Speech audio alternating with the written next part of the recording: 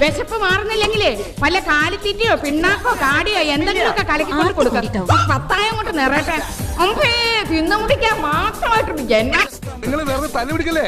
രണ്ടുപേരും കൂടെ ഇങ്ങോട്ട് വിളമ്പിക്കോ. ആ പ്രശ്നം സോൾവ് ആവട്ടെ. ആഹാരം കഴിക്കുന്ന എങ്ങനെയെന്ന് മാമൻ കാണിച്ചു തരാം. ഇങ്ങനെ വയറ് നിറച്ച് ആഹാരം കഴിക്കാനുള്ള യോഗം ഉണ്ടാവണേ. ആക്രാന്തം കാണിക്കാതെ. ഇത് ആരും എടുത്തോണ്ട് പോകുന്നില്ല.